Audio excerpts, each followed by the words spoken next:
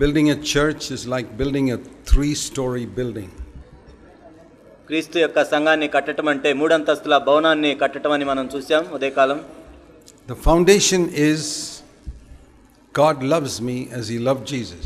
పునాది ఏంటంటే దేవుడు యేసుక్రీస్తు ప్రభువుని ప్రేమించినట్లే నన్ను కూడా ప్రేమిస్తున్నాడు. As he cared for Jesus, he will care for us. యేసుక్రీస్తుని గురించి ఏ విధంగా జాగ్రత్త తీసుకున్నాడో నా గురించి కూడా జాగ్రత్త తీసుకుంటున్నాడు. If you are not sure of that, you can't build a church. ఒకవేళ నీవు ఆ విషయాన్ని గ్రహించలేకపోయినట్లయితే నీవు సంఘాన్ని నిర్మించలేవు. You can't even build your own life. మీ సొంత జీవితాన్ని కూడా మీరు కట్టుకోలేరు. It's not just a question of just trying to get rid of a few sins in our life. ఏదో మన జీవితంలో నుండి కొన్ని పాపాల నుండి తొలగించుకోవటం మాత్రమే కాదు. Your life must be founded on this truth that God loves me as much as he loved Jesus Christ. దేవుడు యేసుక్రీస్తు ప్రభువుని ఎంతగా ప్రేమించాడో నన్ను కూడా అంతగా ప్రేమిస్తున్నాడు అనే సత్యం మీద మన జీవితాలు కట్టబడాలి. That Jesus died in order to make me his younger brother. యేసుక్రీస్తు ప్రభువారు ఎందుకు మరణించారంటే నన్ను తన చిన్న సహోదరునిగా చేసుకోవడానికి. And everything that God allows in my life is to make me like Jesus Christ. నా జీవితంలో దేవుడు అనుమతించేదంతా కూడా నన్ను క్రీస్తు వలె మార్చడానికే. Why does he want to make us like Jesus Christ? ఎందుకు ఆయన నన్ను క్రీస్తు వలె మార్చడానికి ప్రయత్నిస్తున్నారు? So that heaven can be filled with a whole lot of people who look like Jesus Christ. కాబట్టి ఆ విధంగా పరలోకం అంతా కూడా అందరూ క్రీస్తు వలె కనపడాలని. Not look physically. భౌతికంగా కాదు. I think in heaven we will all look different. పరలోకంలో మనందరం వేరుగా కనబడతాం. But our character will be like the character of Jesus Christ. కానీ మన ప్రవర్తన మన గుణాలు యేసుక్రీస్తు ప్రభువులే ఉంటాయి. See Romans chapter 8. రోమీయులకు రాసిన పత్రిక 8వ అధ్యాయం verse 28 and 29. 28 29 వచనాలు. God causes everything to work together for good to those who love him, who are called according to his purpose. దేవుని ప్రేమించు వారికి అనగా ఆయన సంకల్పం చొప్పున పిలువబడిన వారికి మేలు కలుగుటకై సమస్తమును సమకూడి జరుగుచున్నవని ఎరుగుదుము. Why does God make everything work together for good? ఎందుకు దేవుడు ప్రతిదీ కూడా మేలుకరంగా చేస్తున్నాడు? The purpose is mentioned in verse 29. ఉద్దేశం ఏమిటంటే 29లో రాయబడింది. He predestined us to be conformed to the image of his son. ఎందుకనగా తన కుమారుడు అనేక సహోదరుల్లో జ్యేష్ఠుడగునట్లు దేవుడు ఎవరిని ముందుగా ఎరిగిన వారిని నియమించెను. Predestination means destination is determined beforehand. ముందుగా నిర్ణయించడం అంటే మనం ఎక్కడికి వెళ్ళాలో ముందుగానే నిర్ణయించబడటం.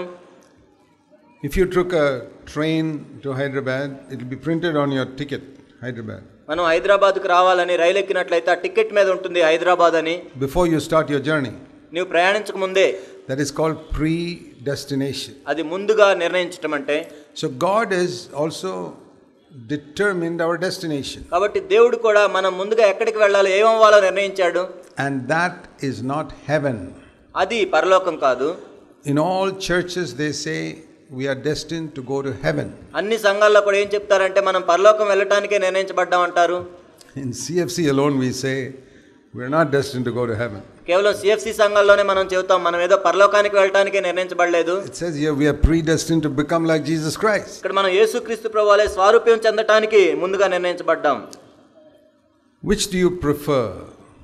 మీరు దేన్ని నిర్ణయించుకుంటారు? To go to heaven or to be like Jesus Christ? పరలోకమునకు వెళ్ళటమా లేక క్రీస్తు వలె మారటమా?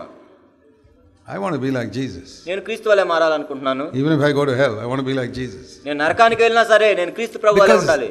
Physical difficulties don't make any difference. కాబట్టి భౌతిక సంబంధమైన కష్టాలు దేన్ని మార్చలేవు. If I am like Jesus and with Jesus, it doesn't matter where I am. నేను క్రీస్తు ప్రభువుతో ఉంటే క్రీస్తు వలె ఉంటే నేను ఎక్కడున్నా ఒకటే నాకు. If I go to hell, it will become heaven for me.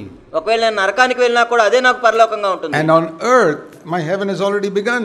ఎందుకంటే ఈ భూమి మీద నాకు పరలోకం ప్రారంభించబడింది. Because Jesus is with me, that's what makes heaven. ఎందుకంటే యేసుక్రీస్తు ప్రభువే నాతో ఉన్నాడు, అదే పరలోకంగా మారుస్తుంది. I don't need streets of gold and gates of pearl for heaven. నేనేదో బంగారు వీధుల గురించి చెప్పట్లేదు, వజ్రాలు కల గుమ్మాల గురించి చెప్పట్లేదు. Heaven is where Jesus is.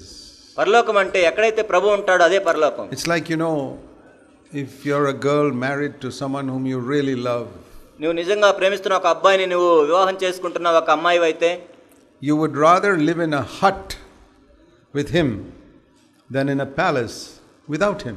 నీవు అతనితో గుడిసెలోనే జీవించడానికి ఎక్కువ ప్రాముఖ్యత ఇస్తావు అతను లేకుండా ఒక రాజా భవనంలో జీవించడం కంటే. Heaven doesn't mean anything to me if Jesus is not there. ఒకవేళ యేసుక్రీస్తు ప్రభు లేకపోయినట్లయితే పరలోకం నాకు దేనికి పనికిరాదు. And if Jesus is with me in my house today, heaven has begun.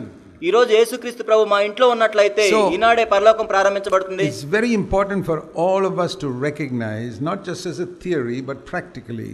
ఇదేదో ఒక సిద్ధాంతంగా మనం నమ్మటం కాదు, కానీ మన అభ్యాసాత్మకంగా దీన్ని నమ్మాలి. My destination is to become like Jesus Christ. నేను క్రీస్తు యొక్క స్వరూపంలోకి మార్చబడటమే నేను ముందుగా నిర్ణయించబడ్డాను. God is making everything work together for that. దాని కొరకే దేవుడు సమస్తము సమకూడి జరిగిస్తున్నాడు. So that verse 29, Jesus might be the first among many brothers.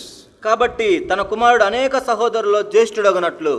To be his brother, I must be like him. యేసుక్రీస్తు ప్రభు యొక్క సహోదరుని వలె ఉండాలంటే నేను ఆయన వలె ఉండాలి.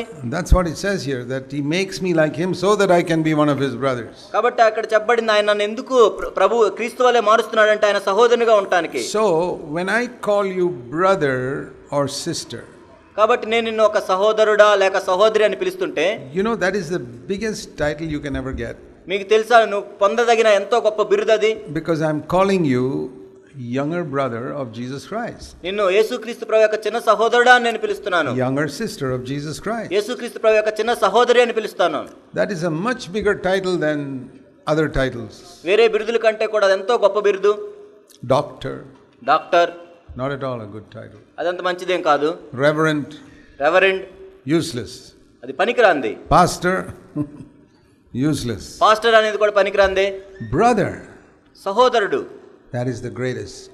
అది ఎంతో గొప్ప బిరుదు. Sister. సహోదరి. Because that means brother of Jesus Christ, sister of Jesus Christ. అదేంటంటే యేసుక్రీస్తు ప్రభు యొక్క సహోదరుడు అని, యేసుక్రీస్తు ప్రభు యొక్క సహోదరి అని. Value that title when people call you by that name. ఆ విధంగా ప్రజలు నిన్ను పిలుస్తున్నప్పుడు దానికి విలువివ్వు. So because God's called us to be younger brothers and sisters of Jesus. యేసుక్రీస్తు ప్రభు యొక్క చిన్న సహోదరులుగా సహోదరులుగా ఉండడానికి దేవుడు మనల్ని పిలిచాడు కాబట్టి, just like we love all our children equally, God loves all his children also equally. మన పిల్లలందరినీ మనం సమానంగా ఏ విధంగా ప్రేమిస్తామో దేవుడు కూడా ఆయన పిల్లలందరినీ సమానంగా ప్రేమిస్తాడు. Whatever God did for Jesus, he will do for you. దేవుడు ఏదైతే యేసుక్రీస్తు ప్రభువుకు చేశాడో నీకు కూడా అదే చేస్తాడు. If you fulfill the same conditions. ఒకవేళ ఆ షరతులను నువ్వు నెరవేర్చినట్లయితే. Jesus humbled himself always. యేసుక్రీస్తు ప్రభు ఎల్లప్పుడూ దీనునిగా చేసుకున్నాడు. He always did the Father's will, never did his own will. ఆయన ఎల్లప్పుడూ తండ్రి చిత్తాన్ని నెరవేర్చాడు, తన స్వచిత్తాన్ని ఎప్పుడు నెరవేర్చలేదు. So you decide to humble yourself always. నీవు కూడా నిన్ను నీవు తగ్గించుకోవాలని నిర్ణయించుకున్నట్లయితే, never to do your own will but only the will of God. మరి నీ చిత్తము చేయకుండా దేవుని చిత్తాన్నే చేయాలనుకుంటే, then everything God did for Jesus, he'll do for you also. అప్పుడు దేవుడు యేసుక్రీస్తు ప్రభు కోసం ఏదైతే చేశాడో అవన్నీ కూడా నీకు చేస్తాడు. But it's very difficult sometimes to give up what we have already planned. కానీ కొన్నిసార్లు మనం ఏదైతే ముందే అనుకున్నా వాటిని విడిచిపెట్టడం ఎంత కష్టం. Have you already made some plan for your life? మీ జీవితం కొరకు ఇప్పుడే మీరు ప్రణాళికలు వేసుకొని ఉన్నారా? I'm going to do this job. నేను ఈ ఉద్యోగం చేయాలి. What if God tells you to give it up? ఒకవేళ దాన్ని వదిలేయమంటే ఏంటి దేవుడు? Go and do some other job. వెళ్ళి ఇంకో ఉద్యోగం చేయమని అడిగితే, not what you want but what I tell you. నువ్వు అనుకున్నది కాదు, నేను చెప్పేది చెయ్యి. Maybe you decided to marry somebody. బహుశా నువ్వు ఎవరినో పెళ్లి చేసుకోవాలనుకున్నావు. God says give it up. దాన్ని వదిలేయమన్నాడు దేవుడు. Marry the one I choose for you. నేను నీ కోసం చూసిన అమ్మాయిని పెళ్లి చేసుకోమన్నాడు. Some people say no. కొంతమంది కాదని చెప్తారు. Okay, God says do what you like. సరే నీ ఇష్టం వచ్చింది చేసుకోమంటాడు దేవుడు. Then all things will not work for your good. అప్పుడు సమస్తము కూడా సమకూడి నీ మేలు కొరకు జరగవు. The happiest marriage you can have is the one God chooses for you.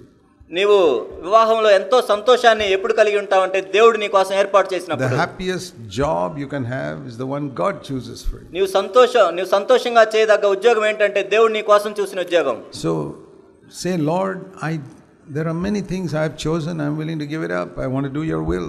ఓ దేవా, నేను ఎన్నో అనుకున్నాను, వాటన్నిటిని విడిచిపెట్టాలని నేను సిద్ధంగా ఉన్నాను. నేను నీ చిత్తాన్ని నెరవేర్చగోరుతున్నాను. That's what I said more than 50 years ago. 50 సంవత్సరాల క్రితం అదే నేను చెప్పాను. My life has been very happy. నా జీవితం ఎంతో సంతోషంగా ఉంది. He chose what I have to do. నేనేం చేయాలో ఆయన నిర్ణయించాడు. He tells me where to go. నేను ఎక్కడికి వెళ్ళాలో ఆయన చెప్పాడు. Tells me where not to go. ఎక్కడికి వెళ్ళకూడదో చెప్పాడు. He told me whom to marry. నేను ఎవరిని పెళ్లి చేసుకోవాలో చెప్పాడు. I had no choice.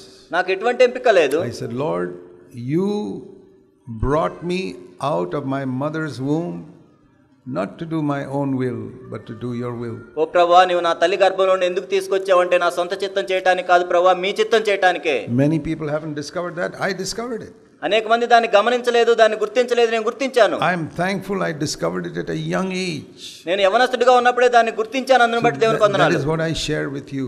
అదే మీకు చెప్తున్నాను నేను. Maybe you have made a mess of your life till now.